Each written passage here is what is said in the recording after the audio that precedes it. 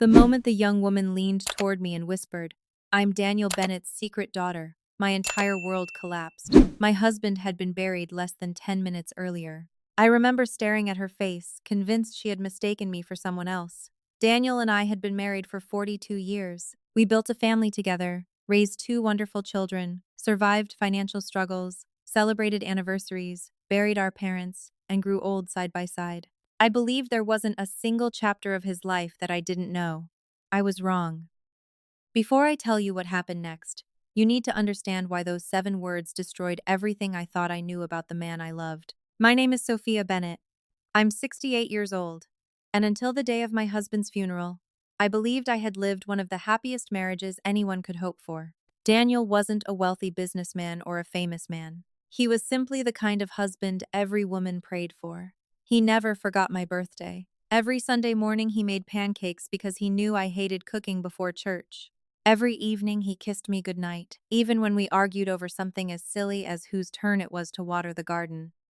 Our children often joke that after 42 years we still acted like newlyweds. I laughed every time they said it because I believed they were right. 6 days before the funeral, Daniel collapsed while pruning the rose bushes he had planted for our 40th anniversary. By the time I reached him, he could barely speak. He squeezed my hand once inside the ambulance, looked into my eyes with an expression I still can't explain, and then he was gone before sunset. I kept replaying that final look in my mind, wondering if he had wanted to tell me something. At the time, I thought it was only grief making me search for meaning where there wasn't any. Now I know better. The church was overflowing with people who came to honor him. Former coworkers, neighbors, veterans he had volunteered with, parents whose children he had coached in Little League, and families he had quietly helped over the years filled every seat.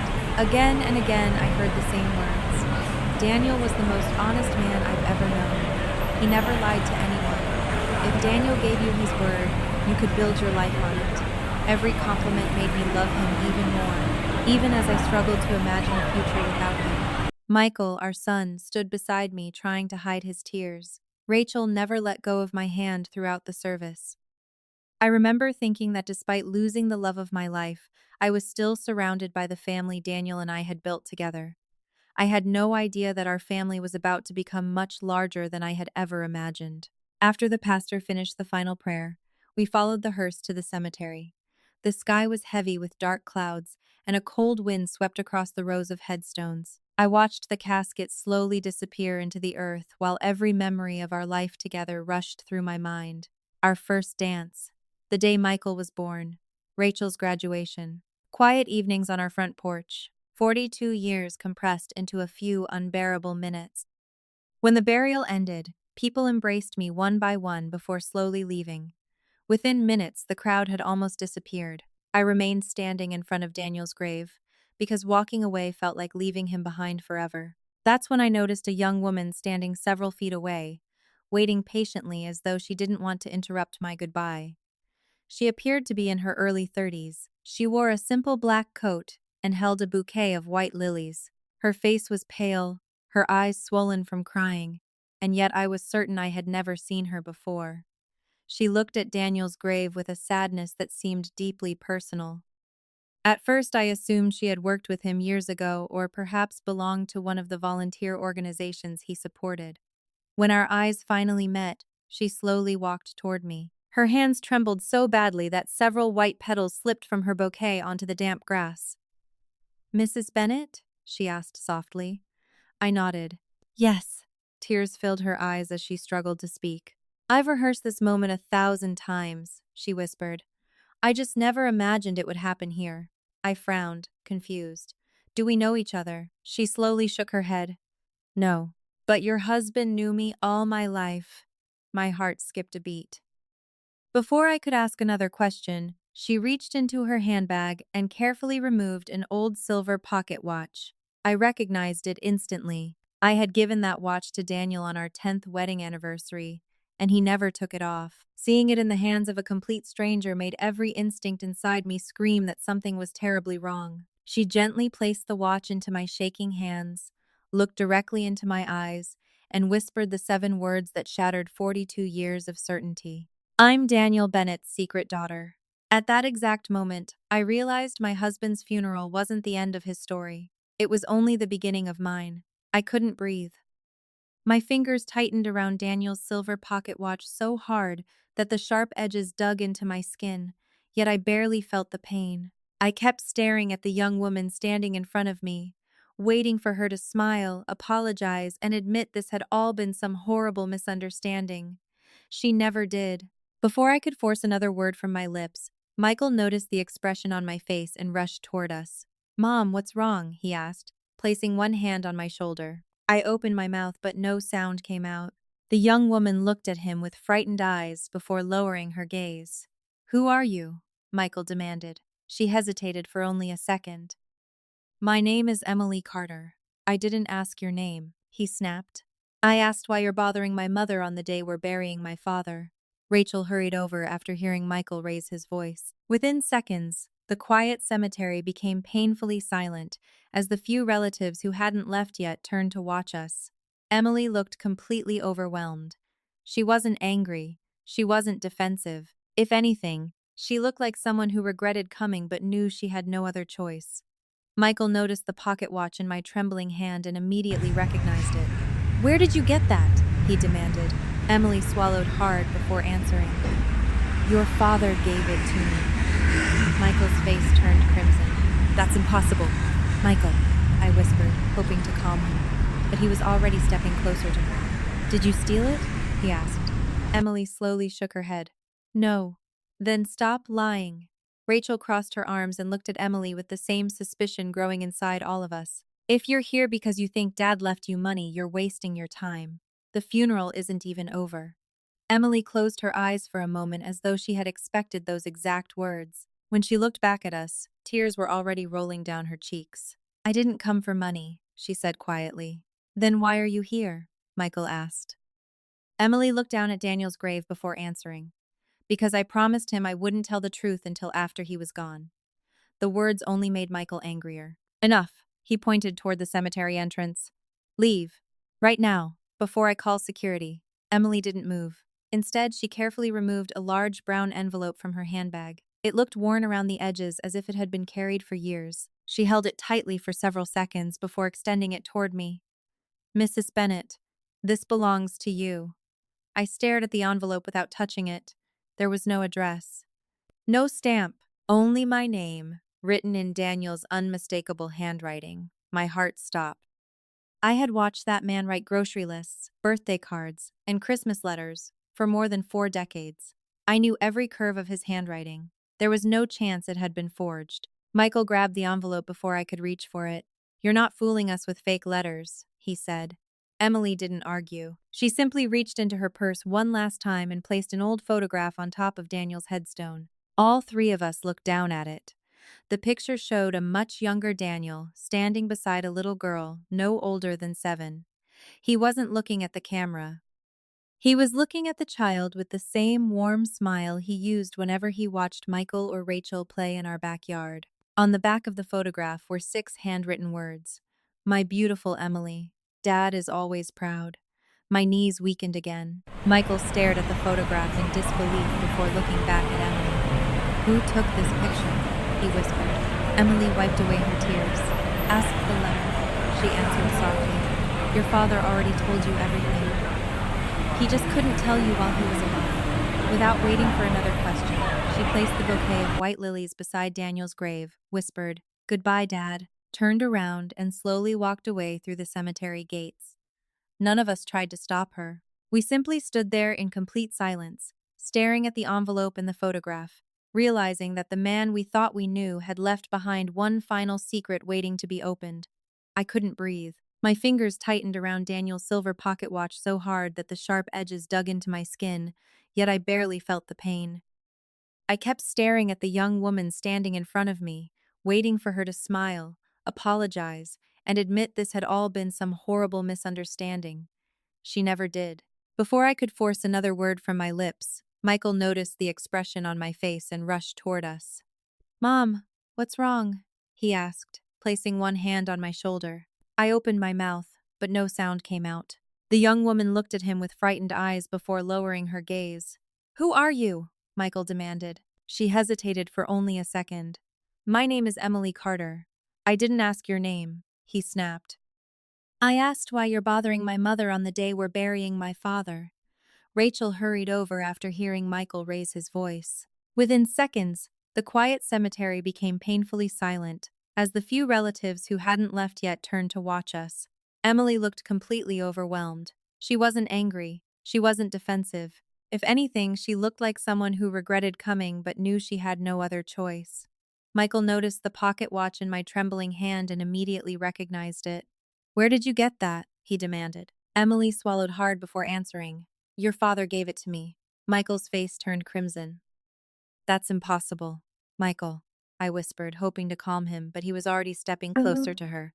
Did you steal it? He asked. Emily slowly shook her head. No. Then stop lying. Rachel crossed her arms and looked at Emily with the same suspicion growing inside all of us. If you're here because you think Dad left you money, you're wasting your time. The funeral isn't even over. Emily closed her eyes for a moment, as though she had expected those exact words. When she looked back at us, tears were already rolling down her cheeks. I didn't come for money, she said quietly. Then why are you here? Michael asked. Emily looked down at Daniel's grave before answering. Because I promised him I wouldn't tell the truth until after he was gone. The words only made Michael angrier. Enough. He pointed toward the cemetery entrance. Leave. Right now. Before I call security. Emily didn't move. Instead, she carefully removed a large brown envelope from her handbag. It looked worn around the edges as if it had been carried for years. She held it tightly for several seconds before extending it toward me. Mrs. Bennett, this belongs to you. I stared at the envelope without touching it. There was no address, no stamp, only my name, written in Daniel's unmistakable handwriting. My heart stopped. I had watched that man write grocery lists, birthday cards, and Christmas letters for more than 4 decades. I knew every curve of his handwriting. There was no chance it had been forged. Michael grabbed the envelope before I could reach for it. You're not fooling us with fake letters, he said. Emily didn't argue. She simply reached into her purse one last time and placed an old photograph on top of Daniel's headstone. All 3 of us looked down at it. The picture showed a much younger Daniel standing beside a little girl no older than 7. He wasn't looking at the camera. He was looking at the child with the same warm smile he used whenever he watched Michael or Rachel play in our backyard. On the back of the photograph were 6 handwritten words. My beautiful Emily, Dad is always proud. My knees weakened again. Michael stared at the photograph in disbelief before looking back at Emily. Who took this picture? He whispered. Emily wiped away her tears. Ask the letter, she answered softly. Your father already told you everything. He just couldn't tell you while he was alive. Without waiting for another question, she placed the bouquet of white lilies beside Daniel's grave, whispered, Goodbye, Dad, turned around, and slowly walked away through the cemetery gates. None of us tried to stop her. We simply stood there in complete silence, staring at the envelope and the photograph, realizing that the man we thought we knew had left behind one final secret waiting to be opened. For a long time, none of us touched the letters. They sat on Daniel's workbench like silent witnesses to a life none of us knew existed. Michael was the first to break the silence. Mom, don't read them yet, he said. We don't even know if this woman is telling the truth. Rachel nodded. The letters prove Dad knew her, but they don't prove she's his daughter. I wanted to argue, but deep inside I knew they were right. A handwritten letter could explain many things, but it could not erase the question that had been echoing in my mind since the cemetery. Was Emily really Daniel's daughter, or was there another explanation I couldn't yet see? I picked up my phone and stared at it for several seconds before making the hardest call of my life. Daniel's attorney, William Foster, answered after the second ring. He had handled our family's legal affairs for more than 20 years. Sophia, he said gently, I've been thinking about you all day. How are you holding up? I closed my eyes. William, I need to ask you something, and I need an honest answer. Of course. Did Daniel ever tell you about someone named Emily Carter? There was a long pause. It lasted only a few seconds, but it felt like an eternity. Finally, William sighed. I was hoping you wouldn't have to learn about Emily this way. My heart sank. So you knew? I knew there was an Emily, he replied carefully. But Daniel never told me every detail. He only instructed me that if a young woman named Emily Carter ever contacted you after his death, I was not to interfere. He said you deserved to hear the truth in his own words first. I felt another piece of my world fall apart. Even Daniel's attorney had known there was a secret I didn't. After ending the call, Michael paced back and forth across the garage. "That's still not proof," he insisted. "People lie. They fake documents. If she wants money, she'll need to prove she's Dad's daughter." His words echoed exactly what I had been trying not to think. I hated myself for even considering it, but I needed certainty, not suspicion, not hope, not fear. The next morning, I called the private laboratory our family doctor had recommended years earlier for genetic testing. The receptionist explained the process calmly, as though she had no idea she was arranging the appointment that might destroy 42 years of memories. 2 days later, Emily arrived at the laboratory exactly on time. She came alone. She wasn't dressed like someone preparing for a legal battle. She wore blue jeans, a simple sweater, and carried the same worn handbag she had brought to the cemetery. Her eyes met mine for only a moment before she quietly said, "Thank you for coming." Michael folded his arms. "If you're lying, this ends today." Emily simply nodded. "If I'm lying, you deserve to know." Not once did she ask about Daniel's will. Not once did she mention money. She didn't even ask to read the letters. She only agreed to the DNA test without hesitation. As the technician collected our samples, I watched Emily closely. I expected nervousness, maybe even panic. Instead, I saw something entirely different. Relief. It was as if she had been waiting for this day her entire life. 3 agonizing days later, William Foster joined us at my house when the laboratory emailed the results. None of us spoke as Michael opened the document on my laptop. His confident expression disappeared almost instantly. Rachel covered her mouth with both hands. I could barely force myself to read the words on the screen. Probability of biological paternity, 99.998%. Daniel Bennett is the biological father of Emily Carter. The room fell completely silent. Michael slowly lowered the laptop as though it had become too heavy to hold. Rachel began crying without saying a word. I remained frozen in my chair, staring at the report while my mind desperately searched for an explanation that no longer existed. The numbers didn't lie. Science didn't lie. Emily Carter wasn't claiming to be Daniel's daughter. She was Daniel's daughter. But one question had now become impossible to ignore. If my husband truly had another child, why had he hidden her from every person he loved for more than 3 decades? That answer, I realized, was still buried somewhere inside the stack of letters waiting on Daniel's workbench. The DNA results answered the smallest question and created the largest one. Emily Carter was Daniel's biological daughter. That fact could no longer be denied. But biology alone didn't explain 32 years of silence. It didn't explain why the kindest man I had ever known had hidden an entire human being from his own family. For the first time since Daniel died, I felt anger beginning to overpower my grief. I wanted answers, not more letters, not more mysteries. I picked up my phone and called Emily. She answered after the first ring, as if she had been expecting my call. "Can we meet?" I asked. There was a brief silence before she replied, "Anywhere you choose." The following afternoon, we met at a quiet cafe on the edge of town. I intentionally chose a place where no one knew us. The last thing I wanted was curious neighbors watching my family fall apart over coffee. Emily was already there when I arrived. She stood as I walked in, nervous enough to spill a little coffee while trying to move her cup. "Thank you for coming," she said softly. I didn't return the smile. I sat down across from her and looked directly into her eyes. "I'm only going to ask this once. Did my husband have an affair with your mother?" Emily's face immediately filled with pain. She slowly shook her head. "No." Her answer came so quickly that it caught me off guard. "Then explain this," I said, placing the DNA report on the table between us. Emily stared at the paper for several seconds before taking a slow breath. "My mother's name was Margaret Ellis," she began. 33 years ago, she worked as an emergency room nurse in Chicago. Your husband was there for a construction accident involving one of his employees." I frowned.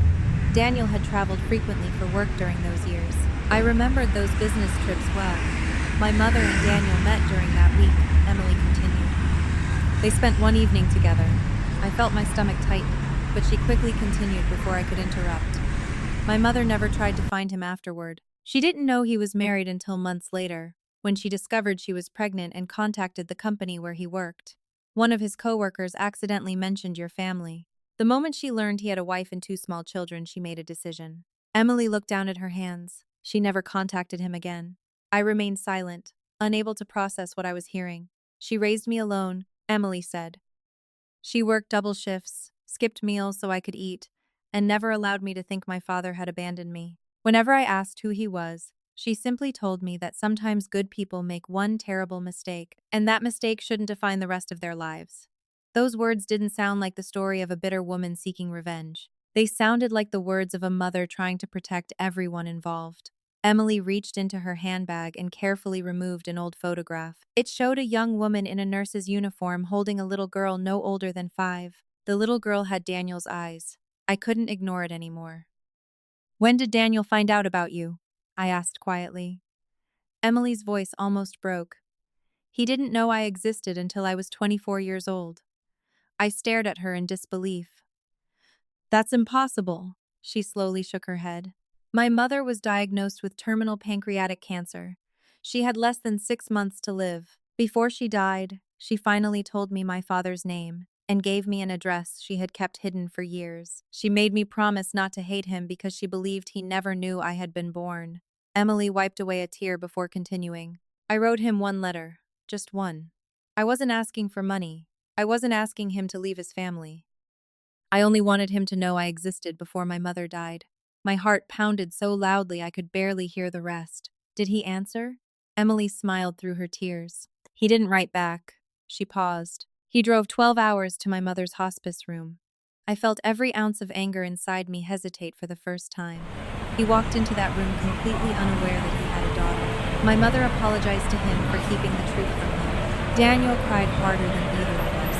He kept saying the same sentence over and over. Emily looked directly into my eyes before repeating the words that would forever change the way I remembered my husband. "I lost 24 years with my daughter, and I can never get them back."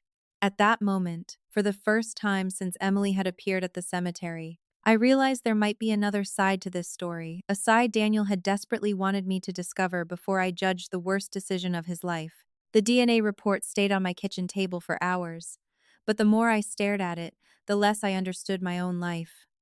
The numbers were undeniable. Emily Carter was Daniel's biological daughter. Yet instead of convincing me that my husband had lived a secret double life, the report created questions that didn't make sense.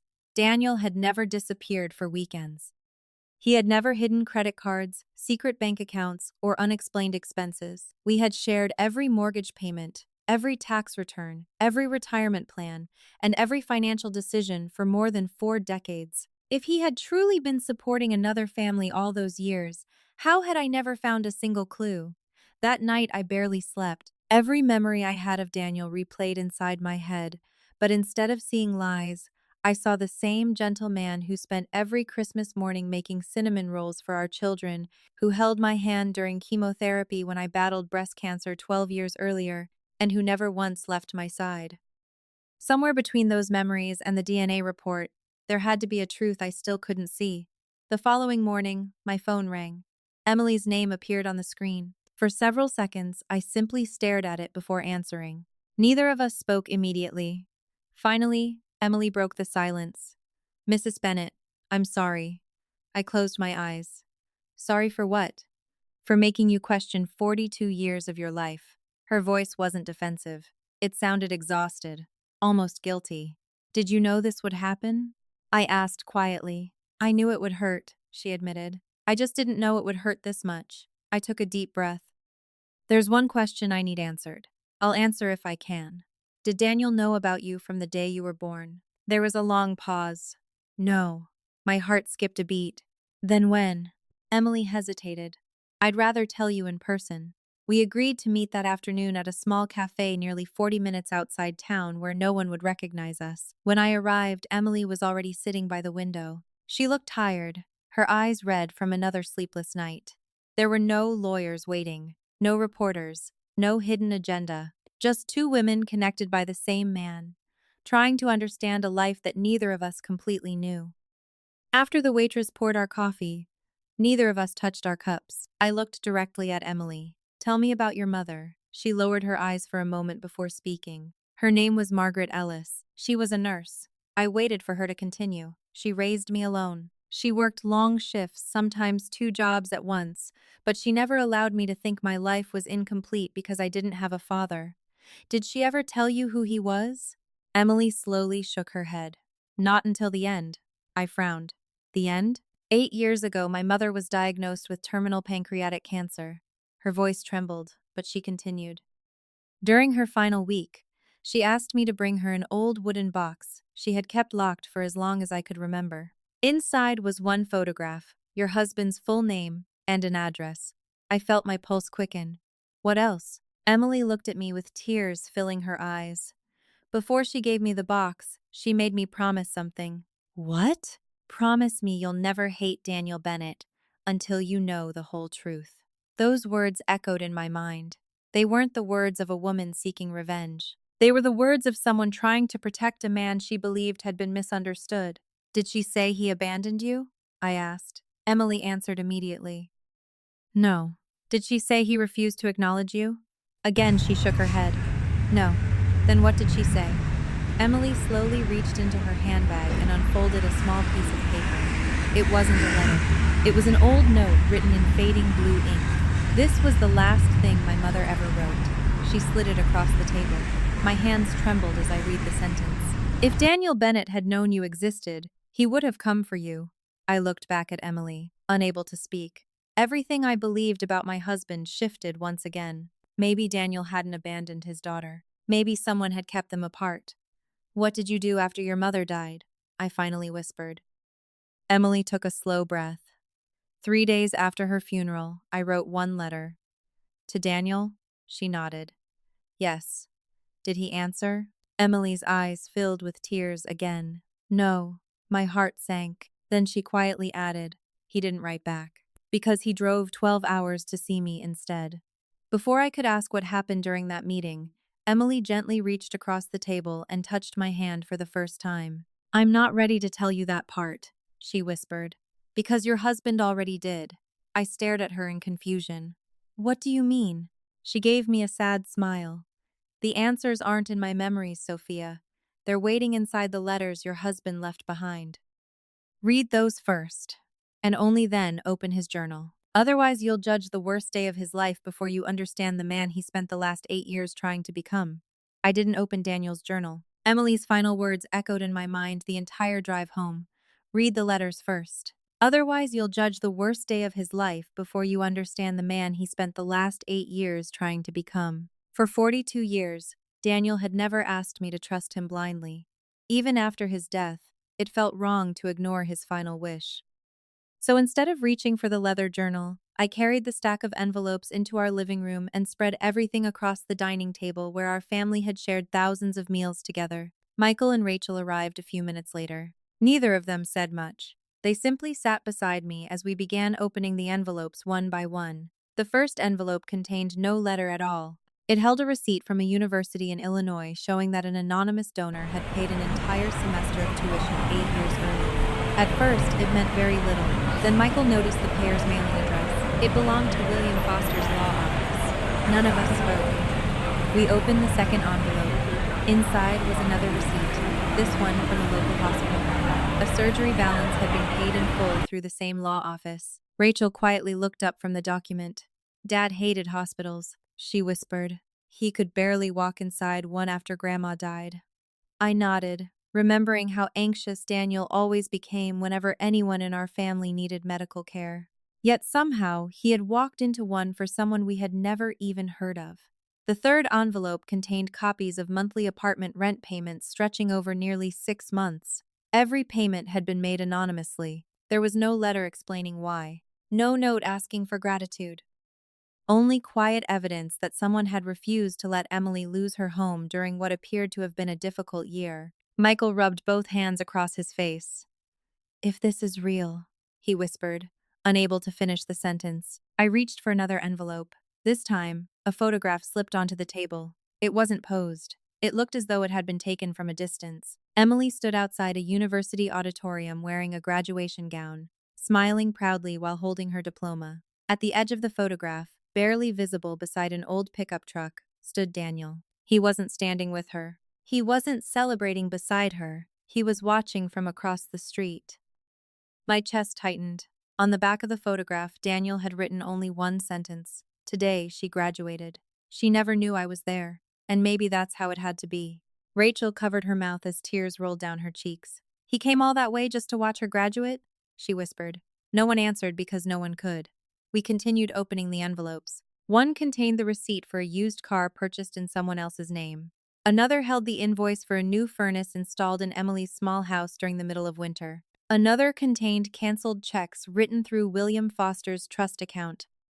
Every document told the same story without needing a single explanation. Daniel had never tried to buy Emily's love. He had simply stepped in whenever life knocked her down, then quietly disappeared before she could thank him. It was the last envelope that finally broke me. Inside was a small birthday card that had never been mailed. The envelope still had no stamp.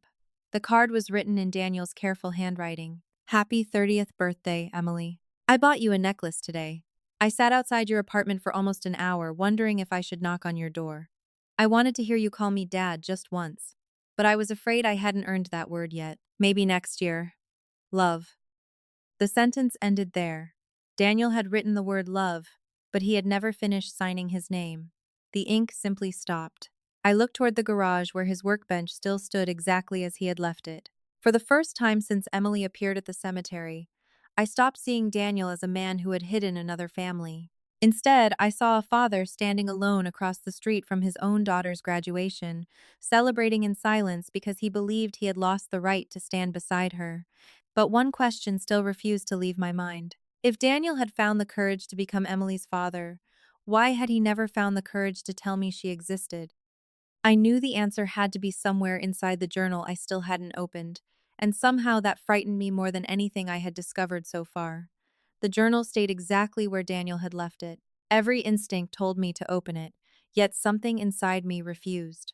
Emily had asked me to wait, and for reasons I still couldn't explain, I trusted her. The next morning, I called William Foster and asked him to come to the house. He arrived carrying the same worn leather briefcase he had brought to our family for more than 20 years.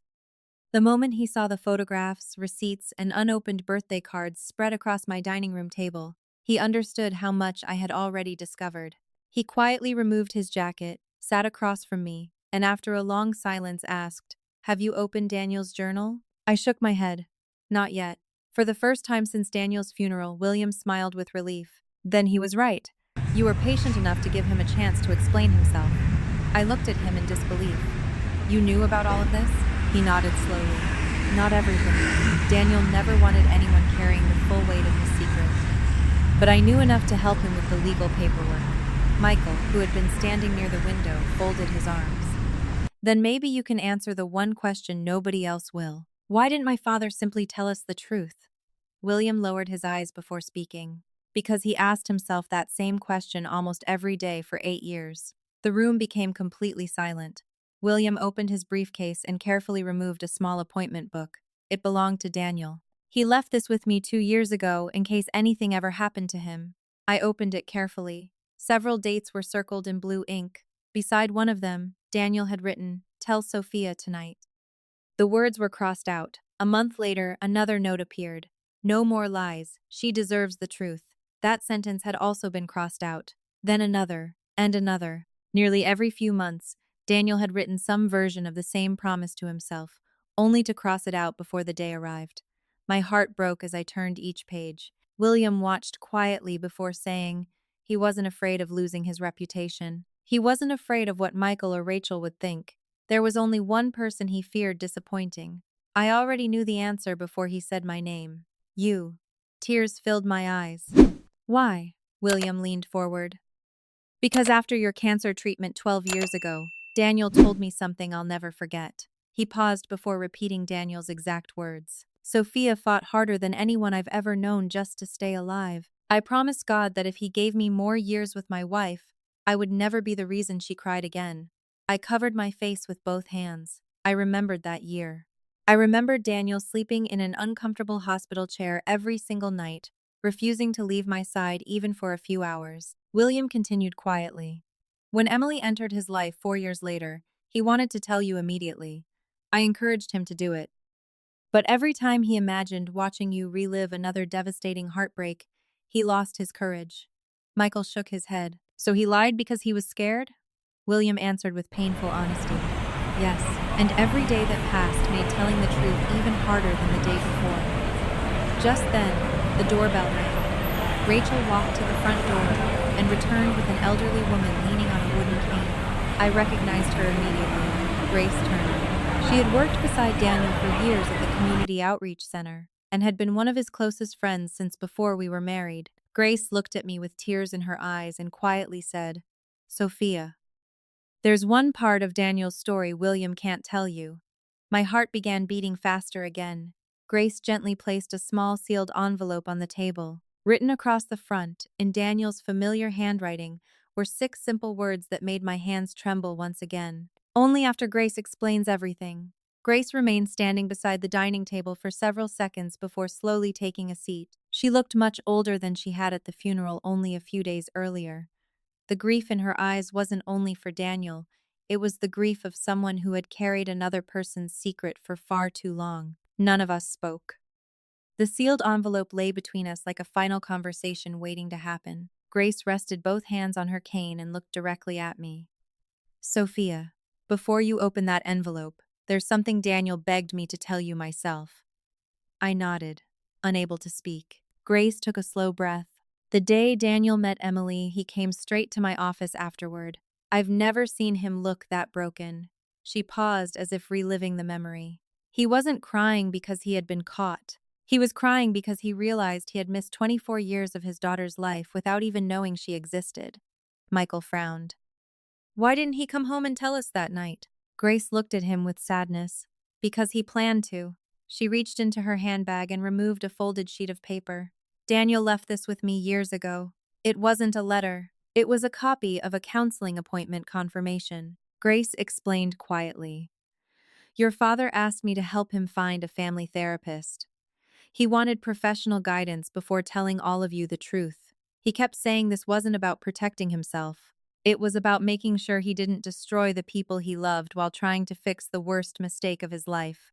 I stared at the document in disbelief. Daniel had actually planned to tell us. Grace continued. "He canceled the appointment the day before it was scheduled." "Why?" Rachel whispered. Grace's eyes filled with tears. "Because that same week, your oncologist found another suspicious spot during Sophia's follow-up scan." My entire body went cold. I remembered those terrifying days. We had spent nearly a week waiting for biopsy results, convinced my cancer had returned. Daniel never left my side. I had no idea that, at the same time, he had been preparing to confess the biggest secret of his life. Grace reached across the table and gently squeezed my hand. "He told me, if I tell Sophia now and the cancer comes back, she'll carry 2 unbearable burdens instead of 1. I can live with people judging me. I can't live with hurting her while she's fighting for her life." Tears rolled freely down my face. For years, I had believed Daniel's silence was an act of selfishness. Now it sounded more like the terrible decision of a frightened husband who kept convincing himself there would always be another tomorrow. Grace slowly pushed the sealed envelope toward me. "He wrote this the night he canceled that appointment." My fingers trembled as I carefully opened it. Inside was a single handwritten letter. I recognized Daniel's handwriting immediately. "My dearest Sophia, if you're reading this, it means I waited too long again. I've spent years believing I was protecting you, but perhaps I was only protecting myself from watching disappointment appear in your eyes. If that's true, then I'm more guilty than I ever wanted to admit. I don't ask you to forgive me today. I only ask you to keep reading until you know everything. There is one final truth I have never had the courage to say out loud, and it isn't about Emily. It's about you, and the promise I made the day I almost lost you forever." I stopped reading. The room fell completely silent. My tears landed on the page as I read that last sentence again and again. "It isn't about Emily, it's about you." For the first time since Daniel's funeral, I realized the greatest secret of my husband's life might not have been his hidden daughter at all. It might have been the promise he had silently carried to protect me, even if it meant destroying himself in the process. I couldn't stop thinking about Daniel's final words. It isn't about Emily, it's about you. I read that sentence so many times the paper began to soften beneath my fingers. For 42 years, I had believed my husband had hidden another daughter. Now I was beginning to wonder if he had also been hiding another version of himself, a man consumed by guilt, fear, and promises he believed he had to keep alone.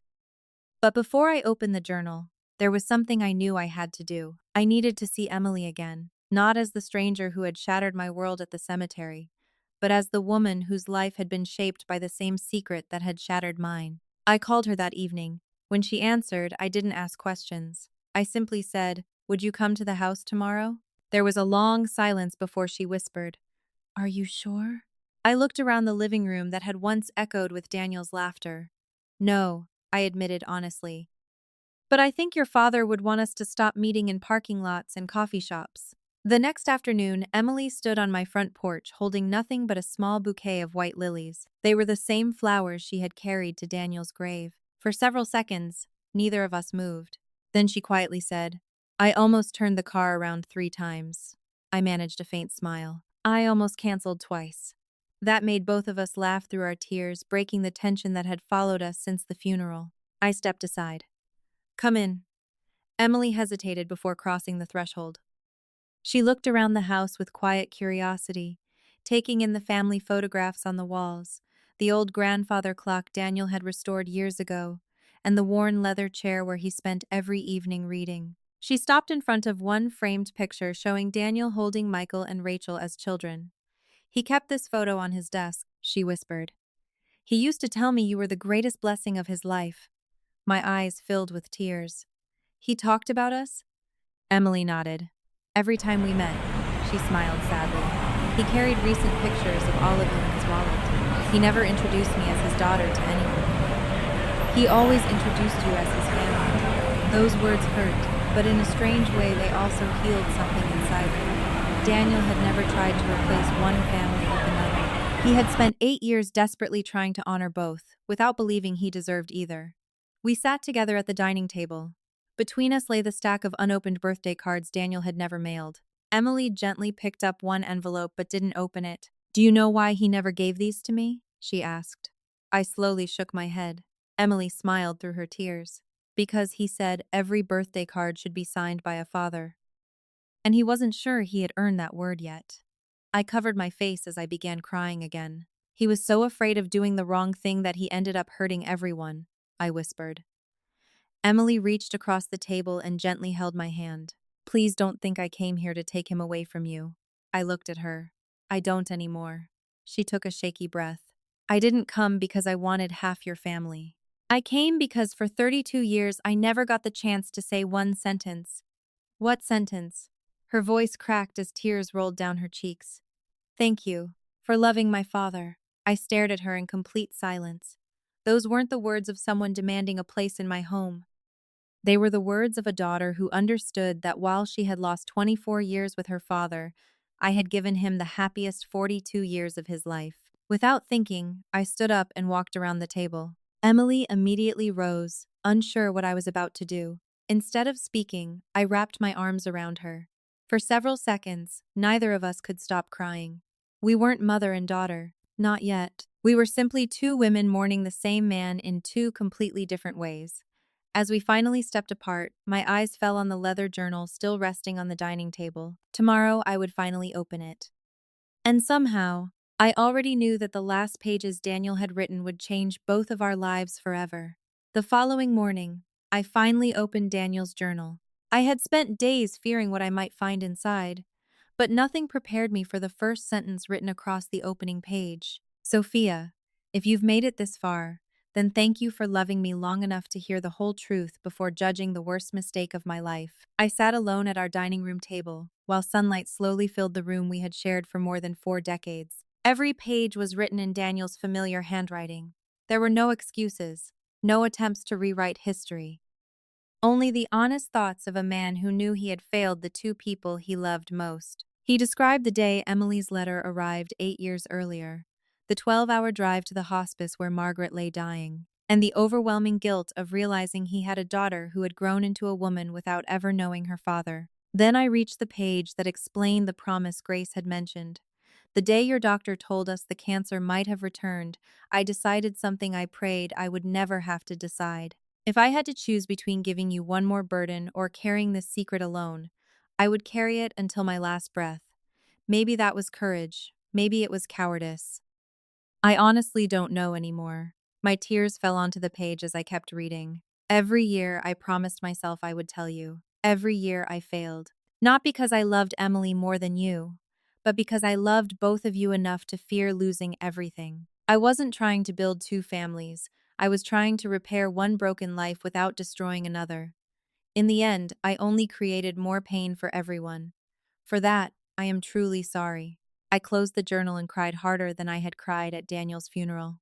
For the first time, I understood that the greatest tragedy of his life wasn't that he had a secret daughter. It was that fear convinced him love could be divided instead of shared. Later that afternoon, I called Michael, Rachel, and Emily and asked them to come home. When they arrived, I placed Daniel's journal in the middle of the table and let each of them read the final pages. No one spoke for a long time. Michael was the first to break the silence. He walked across the room and stood in front of Emily. "I owe you an apology," he said quietly. "I judged you before I knew the truth. I'm sorry."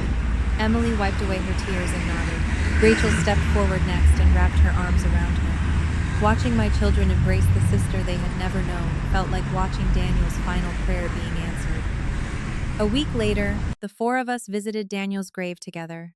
Emily carried white lilies. Michael brought the old pocket watch. Rachel placed one of Daniel's unfinished birthday cards beside the headstone. I knelt in front of the grave, rested my hand on the cool granite, and smiled through my tears. "You should have trusted me," I whispered. "We would have carried this together." A gentle breeze moved through the cemetery as if the man I had loved for 42 years had finally found the peace that had escaped him in life. Before we left, I turned toward Emily. She looked uncertain, almost afraid she still didn't belong. I reached for her hand, squeezed it gently, and said the words I wished Daniel had lived long enough to hear. "You don't have to visit this family anymore." She looked at me, confused. I smiled. "Because from today forward, this is your family too." Emily broke down in tears as Michael and Rachel stood beside her. We walked away from the cemetery together, not as strangers connected by a painful secret, but as a family finally made whole by the truth. Daniel's greatest mistake could never be erased, but neither could the love he had spent his final years trying to protect. I have learned that the truth may arrive too late to change the past, but it can still heal the future. And every Sunday morning now, when Emily joins us for breakfast, I make Daniel's favorite pancakes exactly the way he used to. We always leave one empty chair at the table not because we are still waiting for him to come home, but because love never truly leaves the people who choose forgiveness over resentment.